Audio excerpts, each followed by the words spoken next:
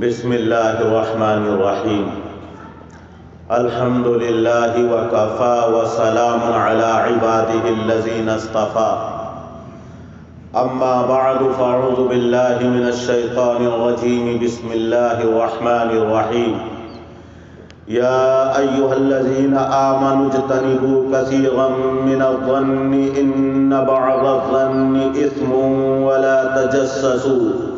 ولا تجسسوا ولا يغتب بعضكم بعضا أيحب أحدكم أن يأكل لحم أخيه ميتا فكرهتموه واتقوا الله إن الله تواب رحيم. وقال النبي صلى الله عليه وسلم إياكم والظن فإن الظن أكذب الحديث. صدق اللہ العظیم. سبحان ربک رب العزة عما يصفون وسلام علی المرسلین والحمد للہ رب العالمین. اللہم صل علی سیدنا ومولانا محمد وعلى آل سیدنا ومولانا محمد وبارک وسلم. محترم حضرات، حاضرین اجلاس، صدر محترم اور اسٹیج پر جلوہ افروز علماء اعظام، آج ہمارا معاشرہ انتشار اور افتراق کا شکار ہے. ہمارے معاشرے کے اندر اختلاف ہے، بد امنی ہے، بے چینی ہے. اس کی وجہ کیا ہے؟ اس کا سبب کیا ہے؟ ہمارے درمیان اختلاف اور انتشار کا سب سے اہم سبب اور سب سے بڑی وجہ یہ ہے کہ ہمارے دلوں کے اندر، ذہن و دماغ کے اندر ایک دوسرے کے خلاف بدگمانیاں پیدا ہو گئی ہیں، بدگمانیاں پنپ رہی ہیں. اور جہاں بدظنی اور بدگمانی آ جاتی ہے تو بدگمانی اور بدگمانی اور بدظنی کی عینک لگا کر، بدگمانی کا چشمہ لگا کر جب دیکھتا ہے، اس کے بارے میں وہی رائے قائم کرتا ہے، دل کے اندر اس کے بارے میں وہی خیال جم جاتا ہے، پھر اس کے بارے میں اسی اعتبار سے برائی کے ساتھ تذکرہ کرتا ہے. بدگمانی قائم کر لی تو اسی اعتبار سے اس کی غیبتیں کرے گا، چغل خوریاں کرے گا. بدگمانی اور بدظنی پیدا ہو گئی تو پھر اسی اعتبار سے اس کے اوپر الزام لگائے گا، بہتان تراشی کرے گا، جس کے نتیجے میں دوریاں پیدا ہوتی ہیں، اختلافات پیدا ہوتے ہیں. آج ہمارا معاشرہ بدظنی اور بدگمانی کا شکار ہے. اسی بدگمانی اور بدظنی کی بنا پر میاں بیوی کے درمیان اختلافات پیدا ہوتے ہیں، ماں باپ کے درمیان اور اولاد کے درمیان دوریاں پیدا ہو جاتی ہیں، دوست احباب کے درمیان عداوت اور دشمنی پیدا ہو جاتی ہے، رشتہ داروں کے درمیان محبت اور الفت کی بجائے عداوت اور دشمنی پیدا ہو جاتی ہے. یہ بدگمانی اور بدظنی اتنا خطرناک زہر ہے کہ جس کے دل و دماغ کے اندر کسی کی طرف سے بھی بدگمانی اور بدظنی پیدا ہو گئی تو وہ محبتوں کو عداوت اور دشمنی کے اندر تبدیل کر دیتا ہے، اور عداوتیں، دشمنیاں پیدا ہوتی ہیں، اختلاف اور انتشار پیدا ہو جاتا ہے. اور یہ بدظنی، بدگمانی بلا وجہ ہے. ہم نے کسی کو فون کیا، وہ فون ریسیو نہ کر سکا، فون اٹھا نہ سکا، بس ہم بدظنی کا شکار ہو گئے اور اس کے بارے میں سوچنے لگے کہ معلوم نہیں کیوں نہیں اٹھایا، جان بوجھ کر نہیں اٹھایا، میرے بارے میں معلوم نہیں کیا خیال رکھتا ہے، میرا تو گہرا تعلق ہے لیکن اس کے باوجود میرا فون یہ ریسیو نہیں کرتا.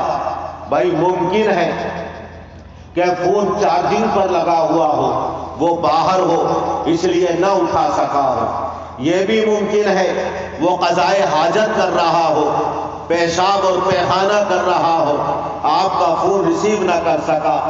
یہ بھی ہو سکتا ہے کہ فون سائلنٹ ہو اور اس کو پتہ نہ چلا ہو، یہ بھی ہو سکتا ہے کہ دکانداری میں مشغول ہو، کسی اہم میٹنگ کے اندر بیٹھا ہو، کسی سے ضروری بات کر رہا ہو، ممکن ہے کہ گاڑی چلا رہا ہو، ڈرائیونگ کر رہا ہو، ہزار وجوہات ہو سکتی ہیں اس کے فون ریسیو نہ کرنے کی بنا پر، نہ کرنے کی اس وجہ سے محض ہم فون ریسیو نہ کرنے کی وجہ سے بدزنی اور بدگمانی کا شکار ہو جائیں اور اس سے دوری اختیار کر لیں، اختلاف پیدا ہو جائے، یہ ایک مسلمان کی شان کو زیب نہیں دیتا ہے۔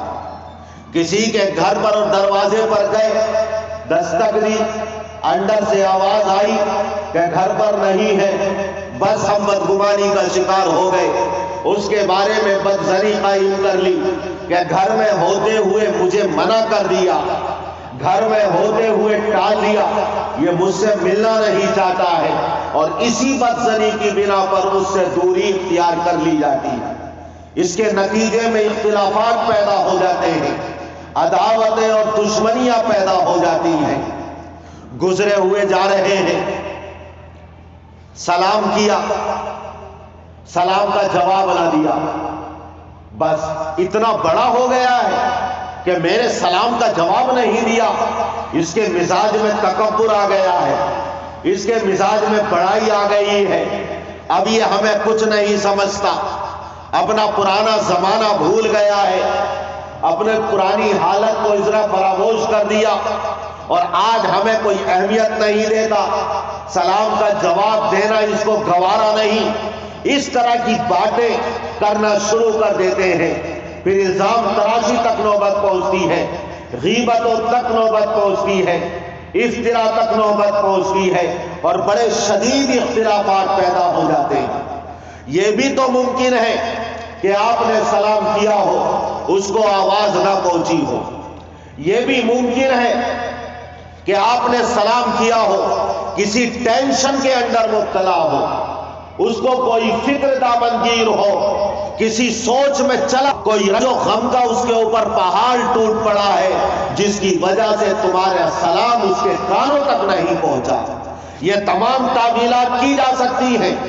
اگر سلام کا جواب نہ ملا اور ہم یہ تعویلات کر لیں اور یہ وجوہات اور اسباب سوچ لیں تو اس کے بارے میں بدظنی پیدا نہیں ہوگی اور پھر اختلافات پیدا نہیں ہوں گے۔ حضور اکرم صلی اللہ علیہ وسلم کا وصال ہو گیا، آپ اس دنیا سے تشریف لے گئے۔ حضرت عمر فاروق رضی اللہ تعالی عنہ گزرے ہوئے جا رہے ہیں۔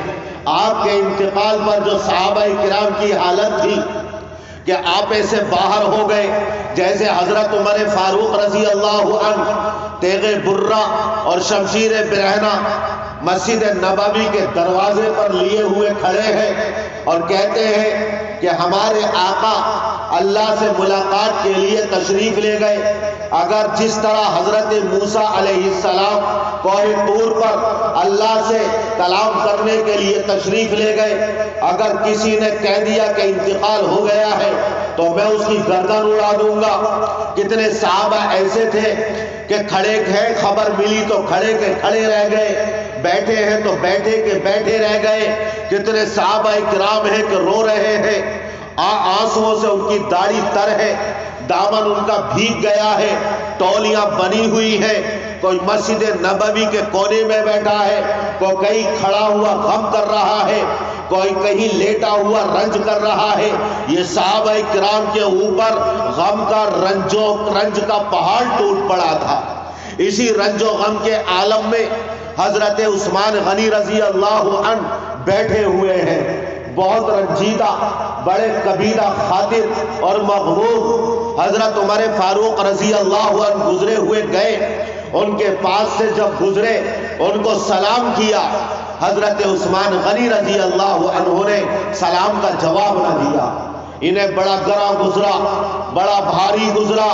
حضرت ابوبکر صدیق رضی اللہ عنہ کے پاس گئے اور کہنے لگے، امیر المؤمنین، خلیفۃ الرسول، میں نے اپنے بھائی حضرت عثمان کو سلام کیا لیکن انہوں نے میرے سلام کا جواب نہیں دیا، کیا بات ہے؟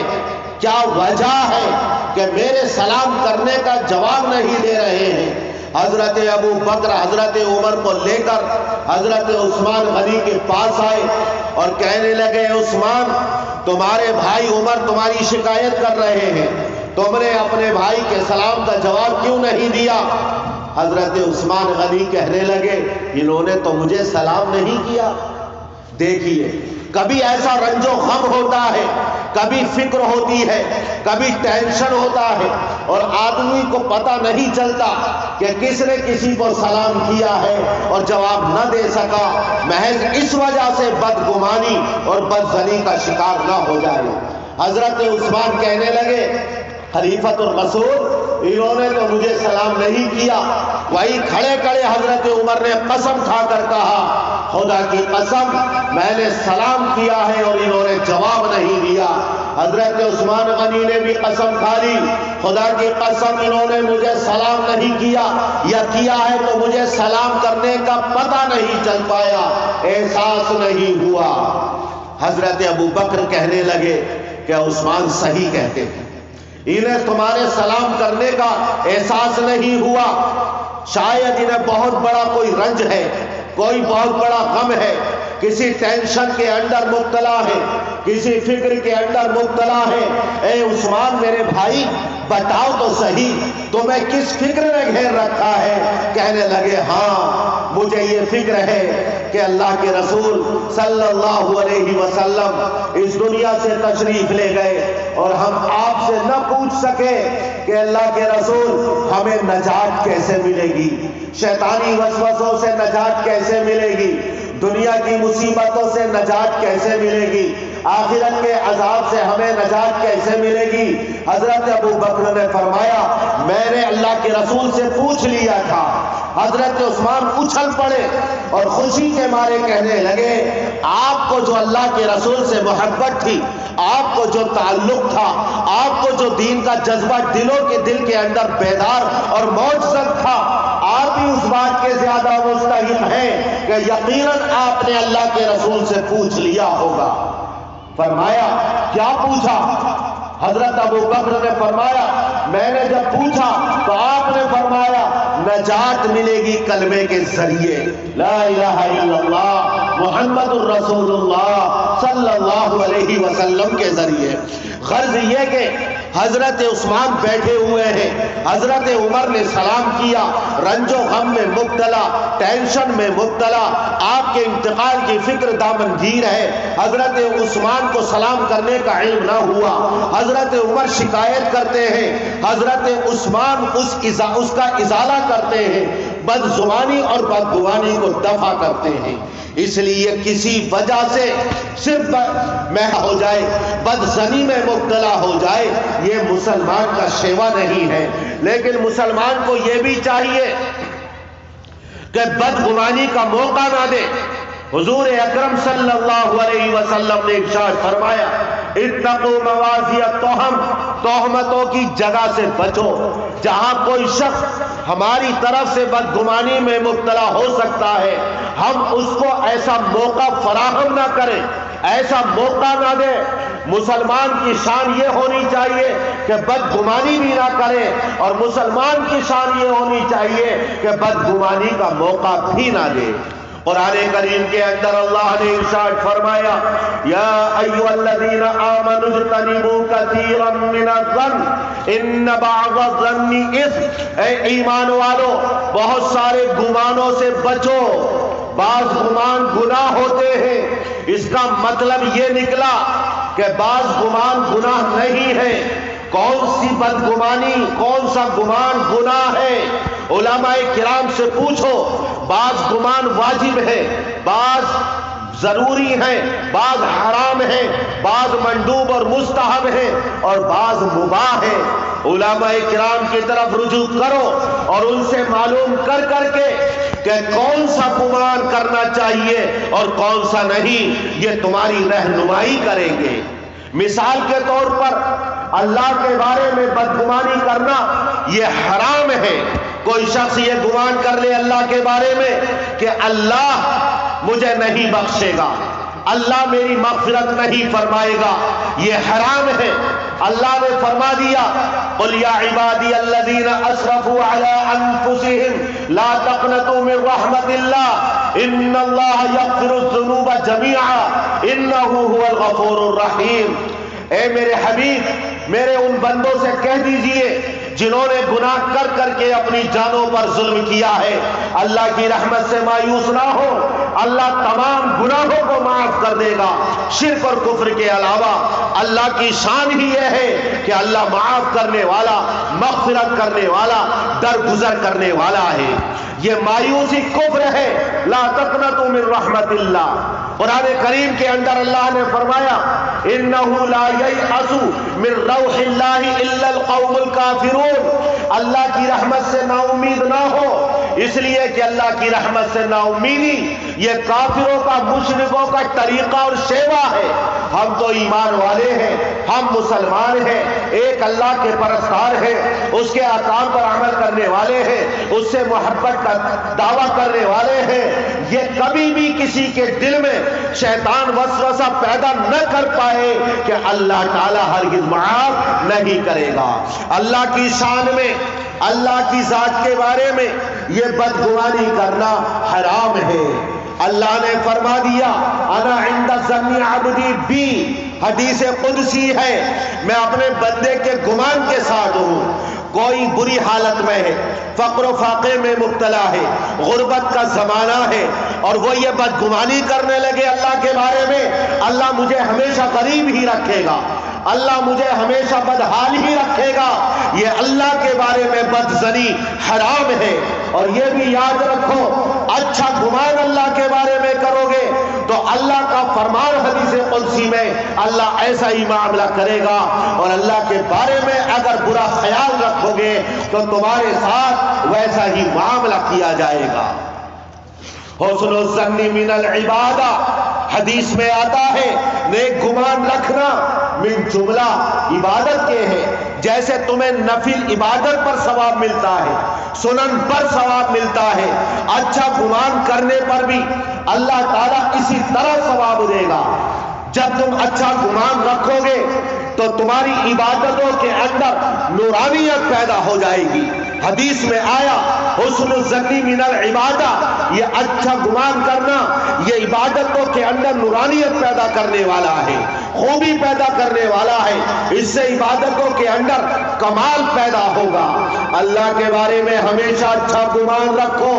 اللہ کے رسول صلی اللہ علیہ وسلم نے ارشاد فرما دیا لا یموتن احدکم الا وهو یحسن الظن باللہ، تمہاری موت نہ آئے مگر اس حالت میں کہ تم اللہ کے بارے میں اچھا گمان رکھو۔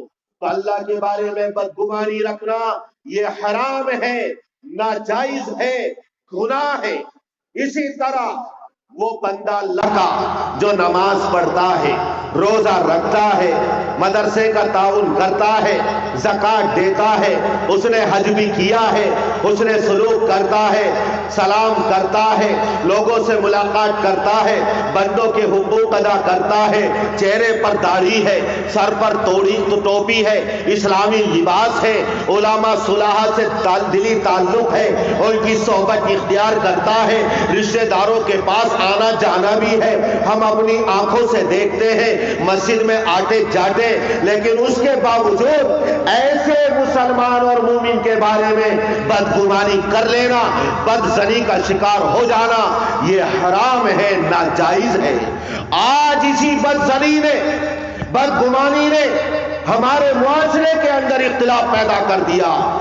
میں سب سے پہلے اپنے اوپر منتبی کرتا ہوں اور اپنے آپ کو مخاطب بناتا ہوں، مولانا کے بارے میں بلا وجہ میں بدگمان ہو جاتا ہوں، کسی عام انسان کے بارے میں بلا وجہ میں بدگمان ہو جاتا ہوں۔ اے اللہ کے بندے، یہ کلمے کا اقرار کرتا ہے، توحید اور رسالت کا یقین رکھتا ہے، یہ نمازیں پڑھتا ہے، پھر بھی اس عالم دین کے بارے میں بدگمان ہو جاؤں، اس اللہ والے کے بارے میں، ایمان والے کے بارے میں بدگمان ہو جاؤں۔ قرآن کریم منع کرتا ہے یا ایھا الذین آمنوا اجتنبوا کثیرا من الظن اسی اللہ کے حکم کی خلاف ورزی اور نافرمانی کا نتیجہ ہے کہ آج ہمارے دلوں سے محبت رخصت ہو گئی، محبت کی جگہ دشمنیوں نے لے لی، مودت کی جگہ عداوتوں نے لے لی، الفت کی جگہ نفرتوں نے لے لی، اتحاد کی جگہ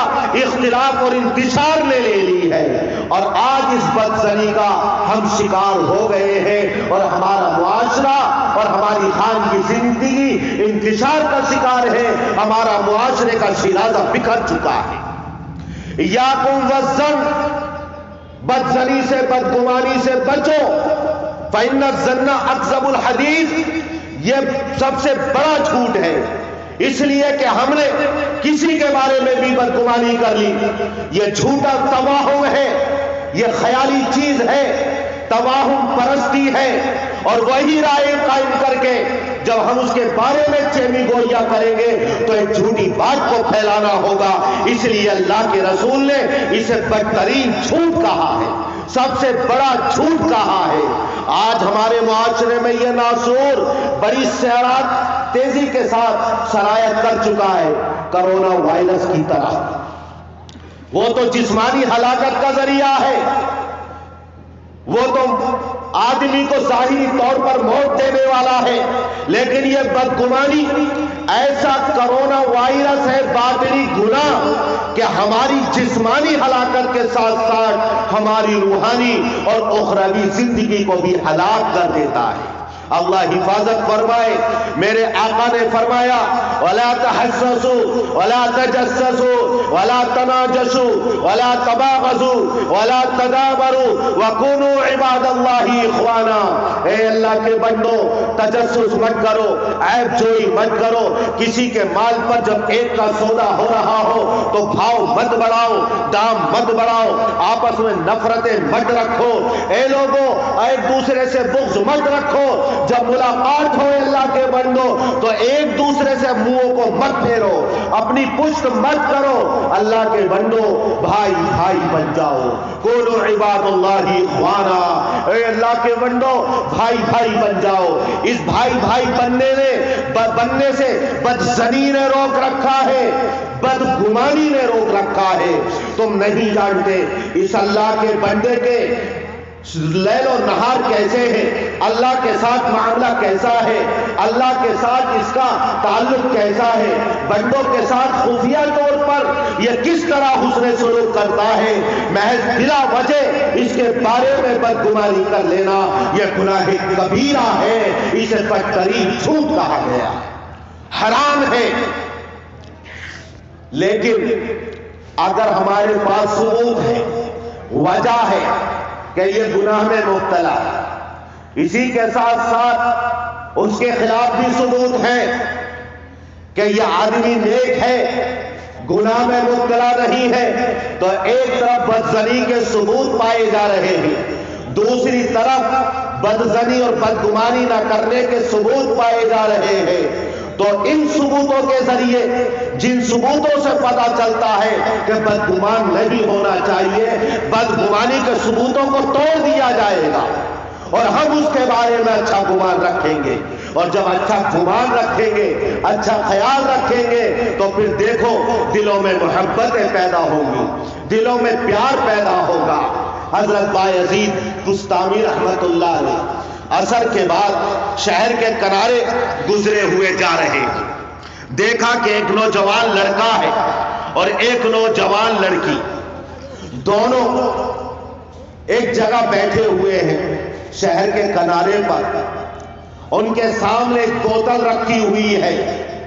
بایزید رحمت اللہ علیہ نے دیکھا، بہرحال انسان ہے، فرشتہ نہیں ہے، دل کے اندر خیال آیا، بدگمانی پیدا ہو گئی، شیطان نے اپنا وسوسہ ڈالا، اثر دکھایا، ان کے دل میں یہ خیال آیا کہ یہ دونوں نوجوان لڑکے اور لڑکی سورج کے ڈوبنے کا انتظار کر رہے ہیں، سامنے اس بوتل کے اندر شراب ہے، یہ شراب پیئیں گے، گناہ کریں گے، بدکاری کریں گے، سوچا کہ ان کو گناہ سے روکا جائے، لہذا اور پوچھ لیا جائے۔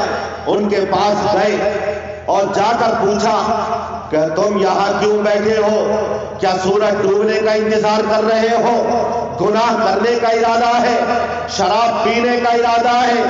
نوجوان لڑکا بولا اے اللہ کے بندے، یہ میری حقیقی بہن ہے، میں اس کا سگا بھائی ہوں، اس بوتل کے اندر شراب نہیں بلکہ زمزم کا پانی ہے، ہم دونوں روزے سے ہیں، ہم دونوں اللہ کے رسول کے خاندان سے تعلق رکھتے ہیں، ہم سید ہیں۔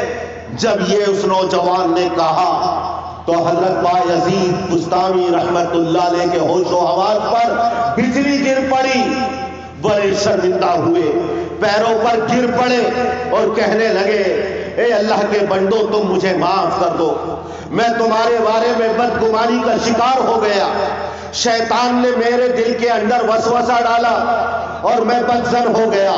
پھر ان کو دعوت دی کہ آپ میرے گھر تشریف لے چلے، دونوں کو اپنے گھر لے کر آئے۔ سید تھے، سید خاندان سے تعلق رکھتے تھے، بڑا اعزاز و اکرام کیا ان کا، خوب خدمت کی ان کی، خوب اکرام کیا ان کا، اور خدمت کرنے کے بعد ان کو بڑے اعزاز و اکرام کے ساتھ رخصت کیا۔ دیکھو ظاہری حالت ان کی کیا بتاتی ہے اور حقیقت حال کیا ہے۔ ہم بلا وجہ کسی کی ظاہری حالت کو دیکھ کر بدگمانی کا شکار ہو جائے، اور آج تو ہمارا حال یہ ہے کہ ظاہری حالت بھی بدگمانی کی نہیں ہے، صرف دشمنی کی بنا پر، شیطانی وساوس کی بنا پر کسی کے بارے میں بدگمانی کرنے لگتے ہیں اور اپنی غلط رائے قائم کر کے اسی طرح کا لوگوں کے درمیان تذکرہ کرنا شروع کر دیتے ہیں۔ فَإِنَّ الظَّنَّ أَكْذَبُ الْحَدِيثِ، یہ بدگمانی بدترین گناہ ہے، اس سے بچو۔ اللہ کے بندے بھائی بھائی بن جاؤ۔ بہت سارے گمان یہ گناہ ہوتے ہیں، گناہ کبیرہ اور حرام ہوتے ہیں، اس لیے ہمیں یہ تہیہ کرنا ہے کہ ہر مسلمان کے بارے میں نیک گمان رکھو۔ اگر میں نے کسی کے بارے میں بدگمانی کر لی تو اس میں اس آئینے میں اپنے آپ کو دیکھ رہا ہوں، حقیقت میں میں برا ہوں اور میں نے اپنے آئینے میں اس کو دیکھا ہے۔ میں رنگین چشمہ لگاؤں گا، دنیا مجھے رنگین نظر آئے گی، کالا چشمہ لگاؤں گا، کالی دنیا نظر آئے گی۔ میرے دل کے اندر گندگی ہے، میرے دل کے اندر برائی ہے، میرے دل کے اندر بدظنی پیدا ہو گئی اور میں دوسرے کے بارے میں عیب لگا رہا ہوں۔ یہ حقیقت میں عیب میرے اندر پایا جا رہا ہے۔ اگر میں نے اپنے عیبوں پر نظر رکھی ہوتی اور اپنی زندگی کا محاسبہ کیا ہوتا تو مجھے غیروں کے عیب قطعاً نظر نہ آتے اور میں دوسروں کے بارے میں بدگمانی کا ہرگز شکار نہ ہوتا۔ یا ایھا الذین آمنوا اجتنبوا کثیرا من الظن، اے ایمان والو اللہ کا حکم ہے بدگمانی سے بچو۔ اگر کوئی بدگمان ہو رہا ہے اور ہمیں علم ہو جائے اس بدگمانی کو فوراً دفع کر دیں، اس کا ازالہ کر دیں۔ حضرت صفیہ رضی اللہ عنہا جو ام المؤمنین ہیں فرماتی ہیں حضور اکرم صلی اللہ علیہ وسلم اعتکاف میں بیٹھے ہوئے ہیں، میں رات میں ملاقات کے لیے حاضر ہوئی، آپ کی زیارت کے لیے آئی، میں نے آپ کی زیارت کی ملاقات کی اور جب میں رخصت ہونے لگی تو آپ مجھے رخصت کرنے کے لیے چلے، سامنے دو انصاری صحابی ملے، مجھے اور اللہ کے رسول کو دیکھ کر وہ تیز تیز قدموں سے دبے پاؤں چلنے لگے۔ اللہ کے رسول صلی اللہ علیہ وسلم نے فرمایا رک جاؤ، وہ دونوں وہیں رک گئے۔ آپ نے فرمایا یہ میری بیوی حضرت صفیہ ہے۔ وہ دونوں انصاری صحابی کہنے لگے اے اللہ کے رسول کیا ہم آپ کے بارے میں بدظنی کریں گے، کیا آپ کے بارے میں بدگمانی کریں گے؟ آپ نے فرمایا یقیناً نہیں کرو گے، لیکن شیطان انسان کی رگوں میں خون کی طرح دوڑتا ہے، تمہارے دلوں میں بدظنی پیدا کر کے تمہیں ایمان سے محروم کر سکتا ہے، اس لیے اس بدظنی کا میں نے ازالہ کر دیا۔ شیطان جس راستے سے داخل ہو کر نبی کے بارے میں بدظنی پیدا کر کے تمہیں ایمان سے محروم کر دے، میں اس راستے کو سراغ کو بند کرنا چاہتا ہوں۔ وہ صحابہ جو جانثار فداکار عشق و محبت کے اعلیٰ درجے پر فائز۔ وہ جانتے تھے کہ اگر ہم نے اپنے آقا کے بارے میں بدظنی کی ہمارے ایمان کو خطرہ ہے، ایمان سے محروم ہو جائیں گے۔ میرے آقا کے بارے میں کبھی زندگی میں سوچ نہیں سکتے، لیکن ان کے بارے میں بھی اللہ کے رسول بدظنی کا ازالہ کر رہے ہیں۔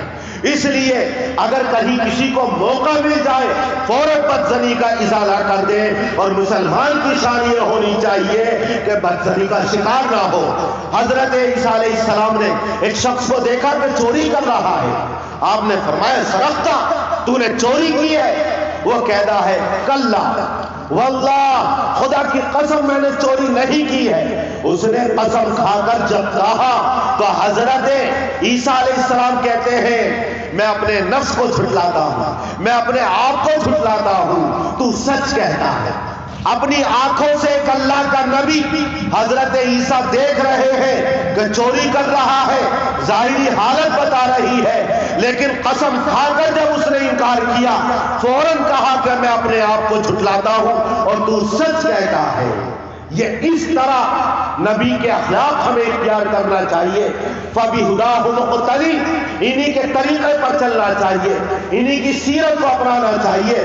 پھر دیکھیے ہمارے معاشرے میں کیسے پیار اور محبت پیدا ہوگی، کیسے الفتیں پیدا ہوں گی، نفرتیں دور ہوں گی۔ آج یہ ناصور ہمارے معاشرے کے اندر، تمام مسلم معاشرے کو اپنے ہندوستان کے اندر دیکھتے جائیے، بہت خوش نصیب ہوں گے وہ لوگ جو بدظنی سے دور ہوں گے۔ وہ حدیث آپ نے سنی ہوگی، ایک صحابی کے بارے میں اللہ کے رسول نے فرمایا کہ یہ جنتی ہے۔ دوسرے صحابی ان کے ساتھ گئے، 3 دن تک رہے، کوئی خاص عمل نہیں دیکھا۔ کہا کہ بھائی تمہارے لیے تو جنت کی بشارت دی گئی ہے، تو انہوں نے کہا اور کوئی خاص عمل دیکھا نہیں، تو کہا کہ ہاں میں اپنے دل میں کسی کی طرف سے کینہ نہیں رکھتا، کسی کی طرف سے حسد نہیں رکھتا، کسی کی طرف سے بغض نہیں رکھتا۔ جب رات کو سوتا ہوں تو میرا دل بالکل آئینے کی طرح پاک اور صاف ہوتا ہے۔ یہ ہے اگر ہم رکھیں گے اپنے دلوں کو تو دیکھیے دنیا کے اندر بھی مصیبت و آفتوں سے نجات ملے گی، معاشرے میں الفتیں محبتیں پیدا ہوں گی، اور آخرت کے اندر بھی اللہ کے عذاب سے ہم محفوظ رہیں گے۔ سلطان مراد ایک بادشاہ گزرا ہے، بڑی بے چینی کے ساتھ اس نے رات گزاری، کروٹیں بدل بدل کر بے چینی کے ساتھ۔ صبح کو اٹھا، اپنے وزیر کو بلایا، کہنے لگا کہ میں نے رات بڑی بے چینی کے ساتھ گزاری ہے، چلو دل بہلانے کے لیے اپنے شہر کا اور ملک کا جائزہ لیتے ہیں۔ عام لباس پہنا، اپنے وزیر کو ساتھ میں لیا اور گشت کرنے کے لیے نکل گئے۔ کوئی پہچانتا نہیں تھا کہ یہ حاکم وقت بادشاہ سلطان مراد ہے۔ گزرے ہوئے جا رہے تھے، دیکھا کہ ایک جگہ ایک لاش پڑی ہوئی ہے، لوگ گزرے ہوئے جا رہے ہیں، کوئی اس کے پاس رکتا نہیں، کوئی اس کو ہاتھ نہیں لگاتا، کوئی اس کو اٹھانے کے لیے تیار نہیں۔ سلطان مراد نے لوگوں کو آواز دی، بلایا، کچھ لوگ جمع ہوئے، پوچھا کہ یہ لاش پڑی ہوئی ہے اور کوئی رکنے والا نہیں، کوئی اس کو اٹھانے والا نہیں، کیا وجہ ہے؟ لوگ کہنے لگے یہ زندیق تھا، یہ شرابی تھا، یہ زانی تھا، یہ بدکار تھا، یہ گناہگار تھا، کھلا نافرمانی کرتا تھا۔ سلطان مراد نے کہا تھا تو اللہ کا بندہ مسلمان، تھا تو نبی کا امتی؟ کہا کہ ہاں، چلو اٹھاؤ میرے ساتھ۔ لوگوں نے سہارا دیا، اس کی لاش کو اٹھا کر اس کے گھر لے کر گئے۔ جیسے ہی گھر کے اندر لاش رکھی ہے اور بیوی کی نظر پڑی ہے اس کے اوپر تو پہاڑ ٹوٹ پڑا رنج و غم کا۔ واویلا کرنے لگی، رونے لگی، چلانے لگی اور کہنے لگی میں خدا کی قسم، رو رہی ہے، چلا رہی ہے۔ لوگ تو چلے گئے لاش کو چھوڑ کر، سلطان مراد اور وزیر وہیں کھڑا رہا۔ دیکھا کہ روتے روتے وہ کہہ رہی ہے میں اللہ کو گواہ بنا کر کہتی ہوں، میں قسم کھا کر کہتی ہوں تو اللہ کا ولی تھا، تو اللہ کا نیک بندہ تھا، تو متقی پرہیزگار تھا۔ سلطان مراد نے جب یہ سنا اور لوگوں کے خیالات بھی سنے، لوگوں کی بدگمانیاں بھی اس کے سامنے، بیوی سے کہا اس کی کہ لوگ تو اس کو زندیق کہتے ہیں، شرابی اور زانی کہتے ہیں، اور تو قسم کھا کر کہتی ہے کہ یہ اللہ کا نیک بندہ اور ولی تھا۔ وہ کہنے لگی ہاں۔ کہا حقیقت حال کیا ہے؟ بی بی کہتی ہے جب دن ہوتا تھا یہ روزہ شراب کھانے جاتا تھا، وہاں سے جتنی بھی اس کی وسعت تھی شراب خریدتا، لے کر آتا اور گھر میں نالی کے اندر بہا دیا کرتا تھا۔ لوگ شراب خریدتے ہوئے دیکھ کر یہ سمجھتے تھے کہ یہ شراب پینے کے لیے لے کر جا رہا ہے، اس لیے شرابی سمجھتے تھے۔ رات ہوتی تھی، کسی طوائف کے کوٹھے پر جاتا اور جتنی اس کی وسعت تھی اتنے پیسے اس طوائف کو، رنڈی کو دیتا اور یہ کہتا کہ اپنا دروازہ بند کر لے، تیرے پاس آج کوئی آنے نہ پائے، اور گھر آ کر اللہ کی بارگاہ میں ہاتھ اٹھا کر شکر ادا کرتا اور یہ کہتا ہے اے اللہ آج میں نے دن میں شراب خرید کر اور بہا کر کچھ مسلمانوں کے گناہ کو ہلکا کر دیا۔ اے اللہ تیرا کرم اور احسان ہے کہ آج میں نے ایک طوائف کو کچھ پیسے دے کر اور دروازہ بند کروا کے کسی مسلمان کے گناہ کے بوجھ کو ہلکا کر دیا ہے، تو میری اس نیکی کو قبول کر۔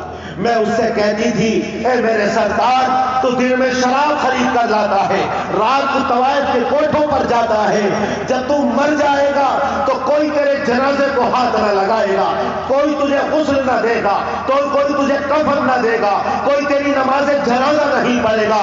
وہ کہتا تھا کہ تو دیکھنا خوش نصیب میری نماز جنازہ سلطان وقت اور بادشاہ وقت پڑھے گا، میری نماز جنازہ علماء اور صلحاء پڑھیں گے، میری نماز جنازہ وقت کے اولیاء کرام پڑھیں گے۔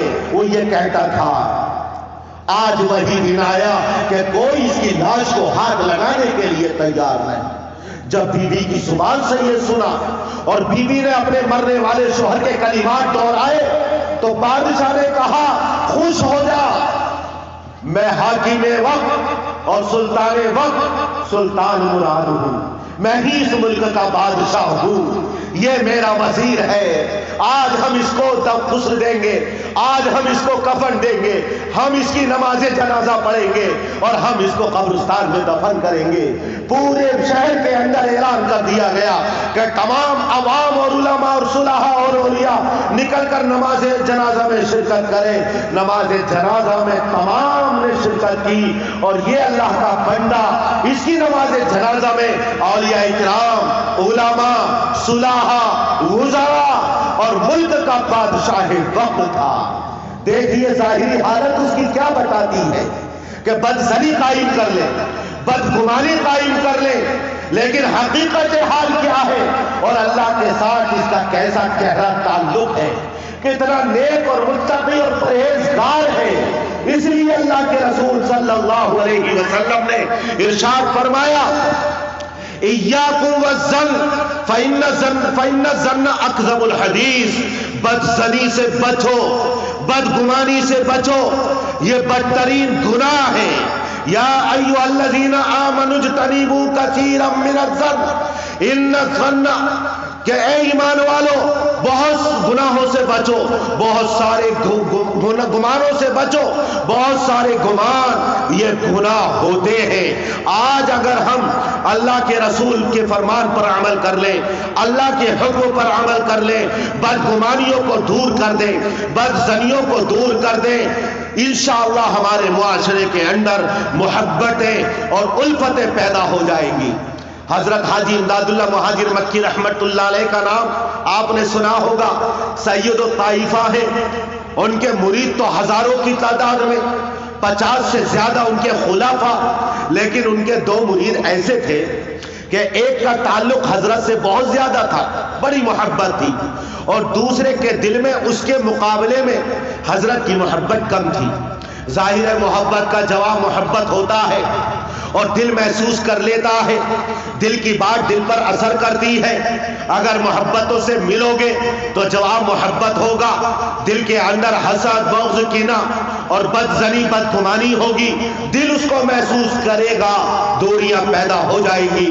جس کے دل میں محبت کم تھی، جب حضرت سے ملتا تھا تو حضرت کی بھی توجہ اس درجے کی اس کے اوپر نہیں ہوتی تھی، اسے حسد پیدا ہو گیا، دوسرے مرید سے روز ہر وقت برائیاں کرتا رہتا تھا، موقع کی تلاش میں رہتا تھا۔ ایک مرتبہ زیادہ محبت کرنے والے مرید کو کسی گناہ میں مبتلا دیکھا، گناہ کبیرہ میں، کہنے لگا آج تو موقع مل گیا، اب میں حضرت کو بدظن کر دوں گا، آج دوری پیدا ہو جائے گی، محبت میرے لیے خالص ہو جائے گی۔ آیا حضرت کی خدمت میں اور کہنے لگا حضرت آپ کے اس مرید نے اتنا بڑا گناہ کیا ہے، گواہ موجود ہے، شاہد موجود ہے۔ حضرت نے فرمایا اچھا بڑا گناہ کیا ہے؟ کہ ہاں۔ کہا کہ بھائی اللہ کی بہت ساری صفات ہیں، اسماء حسنی ہیں، اللہ کا جس طرح نیک نام، اچھا نام ہادی ہے، ہدایت دینے والا، اسی طرح اللہ کا ایک صفاتی نام مضل بھی ہے، گمراہ کرنے والا۔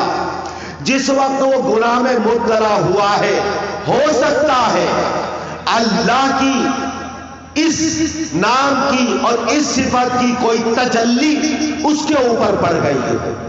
اللہ کی صفت ہدایت دینا بھی ہے، اللہ کی صفت گمراہ کرنا بھی ہے، تو اللہ کی مضل جو اس میں اللہ کا صفاتی نام ہے، اس کی کوئی تجلی، اس کی کوئی جھلک اس کے اوپر پڑ گئی ہوگی اور اس وقت یہ گناہ کے اندر مبتلا ہو گیا ہوگا۔ اب اس کے بارے میں بعد میں ایسا گمان مت رکھو۔ حضرت نے اصلاح فرما دی، اگر واقعی گناہ میں مبتلا ہے، ہو سکتا ہے وہ توبہ کر لے، ہو سکتا ہے اللہ نے اس کو معاف کر دیا ہو، وہ اس وقت کا معاملہ تھا، بعد میں بھی ہم اس کا تذکرہ کرتے پھرے، لوگوں میں بدگمانیاں پھیلاتے پھرے، یہ ایک مسلمان کی شان کے لیے مناسب نہیں ہے۔ آج اسی کا نتیجہ اور خمیازہ ہم بھگت رہے ہیں۔ ہمارے معاشرے کے اندر نفرتیں، عداوتیں، دشمنیاں پیدا ہو گئی ہیں۔ اللہ تبارک و تعالی ہمارے معاشرے کی اصلاح فرما دے اور ہمارے معاشرے سے بدگمانیوں کو دور فرما دے۔ آج اس مجلس میں تحیہ کریں گے، وقت ہو گیا ہے، مجھے وقت دیا گیا تھا جو وہ وقت مکمل ہو گیا ہے، ورنہ کچھ اور بھی عرض کرنا چاہتا تھا۔ خیر انشاءاللہ ہم اس بات کا ارادہ کرتے ہیں، ہر مسلمان کے بارے میں نیک گمان رکھیں گے انشاءاللہ۔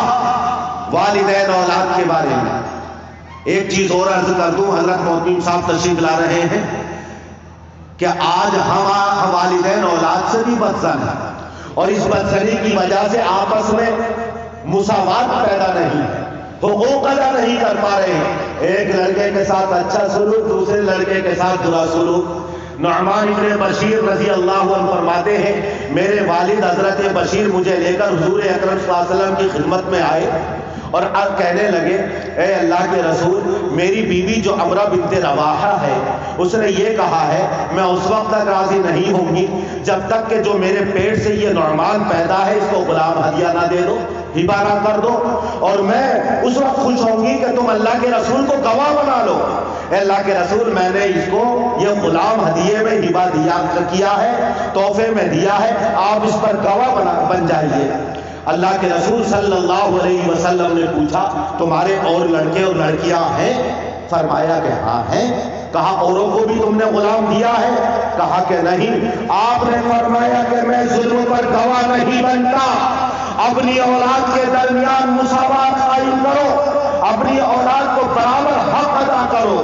کیا تم اس بات کو پسند نہیں کرتے کہ تمہاری اولاد تمہارے ساتھ برابر حسن سلوک کرے، تمام اولاد تمہارے ساتھ اچھا سلوک کرے، تو تم تمام اولاد کے درمیان مساوات اور برابری قائم رکھو۔ اللہ تبارک و تعالی عمل کی توفیق عطا فرمائے۔